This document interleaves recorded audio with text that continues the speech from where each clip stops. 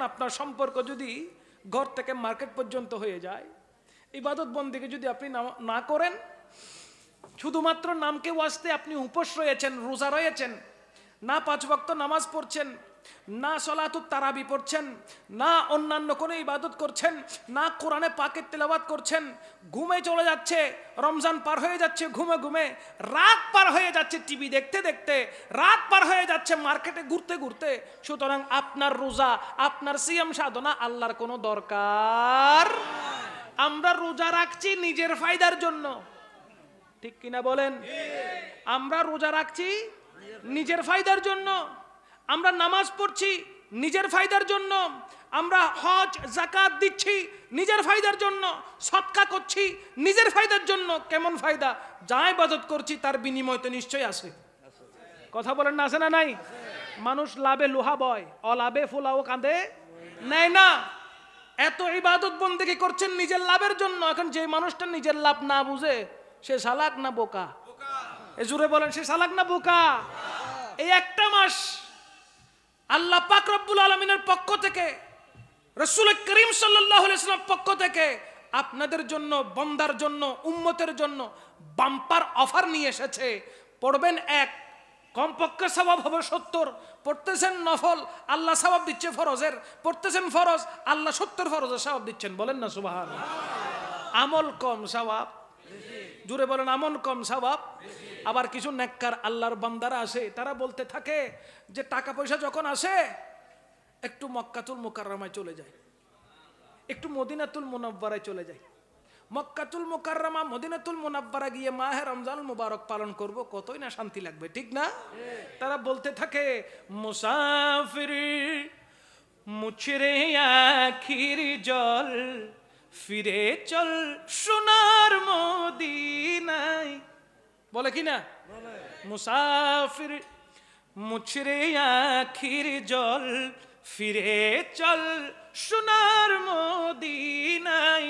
এমন অনেক ধনাঢ্য ব্যক্তি রয়েছে, এমন অনেক ধনী ব্যক্তি রয়েছে যারা আশা করে মাহে রমজানুল মুবারকের দেশে থাকবো না, মক্কাতুল মুকাররমায় মদিনাতুল মুনাওয়ারার দিকে চলে যাব।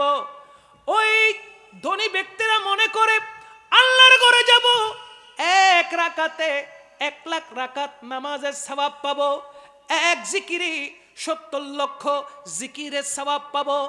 মদিনাতুল মুনাওয়ারায় চলে যাব, সেইখানে 1 রাকাতে 50,000 রাকাতের নামাজ সওয়াব পাবো।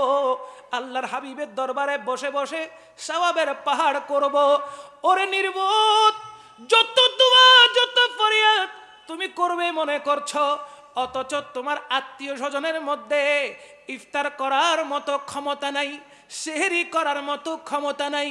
তোমার প্রতিবেশীরা উপোসে দিন কাটাচ্ছে, তোমার প্রতিবেশীরা ইফতার পাচ্ছে না করার জন্য, তোমার প্রতিবেশীরা সেহরি করার জন্য খাবার পাচ্ছে না, আর তুমি মনে করছো মক্কাতুল মুকাররমায় গিয়ে মদিনাতুল মুনাওয়ারায় গিয়ে সওয়াবের পাহাড় গড়বে। না না না না না, ওই সওয়াব তোমার কোনো কাজে আসবে না। আল্লাহ পাক রব্বুল আলামিনের রহমত তোমার উপর থাকবে না। কেন থাকবে না? কেন থাকবে না? যেহেতু তুমি যাকাত দাও নাই, যেহেতু তুমি যাকাত দাও নাই, সদকা করো নাই, ফিতরা দাও নাই, কোনো কিছু করা ছাড়া তোমার প্রতিবেশীর খবর না নাও নাই, তোমার প্রতিবেশীদের খবর নাও নাই, কারো খবর না নিয়ে, কারো খবর না নিয়ে কি অবস্থায় আছে, কেমন অবস্থায় আছে ওই খবর তুমি নাও নাই। তুমি মনে করছো মক্কায় আসলাম, একে 1 লাখ পেয়ে গেলাম। আরে না না না, কাল হাসরের ময়দানে আল্লাহ পাক রব্বুল আলামিন তোমাকে কাঠগড়ায় দাঁড় করাবেন। আল্লাহ জিজ্ঞাসা করবেন, প্রতিবেশীর খবর না নিয়ে মক্কাতুল মুকাররমায় উমরা করার জন্য আসলে, কোন কারণে কোন আশায় আসলে?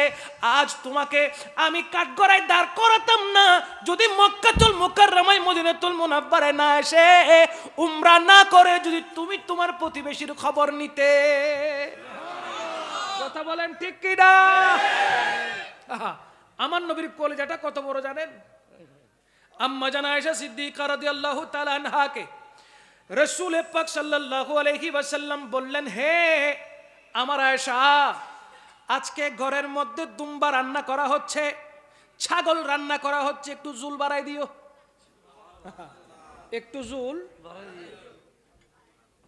কেমন রহমতুল লিল আলামিন, আহা, যিনি মানবতার শিক্ষক, মানুষকে যিনি মানবতা শিখিয়েছেন, মনুষ্যত্ব শিখিয়েছেন। আম্মা জান আয়েশা সিদ্দিকা রাদিয়াল্লাহু তাআলা আনহাকে বলতে লাগলেন, একটু জুল বাড়াই দিও, তরকারি যখন রান্না করবে, গোশত যখন রান্না করবে, তখন একটু ঝুল বাড়াই দিও। কেন? বলে এই গ্রাম যদি প্রতিবেশীর নাকে যায় এবং সে যদি আসে আমি রাসূলের দরবারে, তাহলে মাংস না থাকলে, গোশত না থাকলে অন্তত পক্ষে ঝুল দিতে পারবো। জোরে বলেন না সুবহানাল্লাহ। আহা, কেমন নবী! আরে দো জাহানে কি যে হবে আমার পরিচয়, দু জাহানে কি যে হবে আমার পরিচয়, প্রিয় নবীর গোলাম ছাড়া, মাশাআল্লাহ, প্রিয় নবীর গোলাম ছাড়া নাই, দু জাহানে কি যে হবে আমার পরিচয়, দু জাহানে কি যে হবে আমার পরিচয়, প্রিয় নবীর গোলাম ছাড়া অন্য কিছু নয়, প্রিয় নবীর গোলাম ছাড়া অন্য কিছুই নয়। ঠিক কি না? আমাদের পরিচয় একটা, আমরা গোলামে মুস্তাফা। আমরা কি গোলামে? যারা গোলামে মুস্তাফা তারা সব সময় নবীর আদর্শে আদর্শবান হওয়ার চেষ্টা করে। আমাকে আল্লাহ পাক মাহে রমজান পর্যন্ত আসার ব্যবস্থা করেছেন। রোজা মানে খালি উপোস থাকা নয়। আপনি এসি ছেড়ে রোজা পালন করলেন, রোজা শেষ হয়েছে ইফতার সামনে নিয়ে ফেসবুকে স্ট্যাটাস দিচ্ছেন, প্রথম রোজা ডান, প্রথম রোজা ডান। সেহেরি শেষ করেছেন, সেহেরি খেয়ে দ্বিতীয় রোজার জন্য সেহেরি খেলাম, ডান। আপনি ডান ডানা ডান হবেন, আল্লাহর কাছে কবুল হইতে পারবেন? কোন কাজে আসবে না আপনার আমলগুলো যদি আপনি সিয়াম সাধনের মূল অর্থ না বুঝেন, না জানেন। রোজা আপনার জন্য নয়।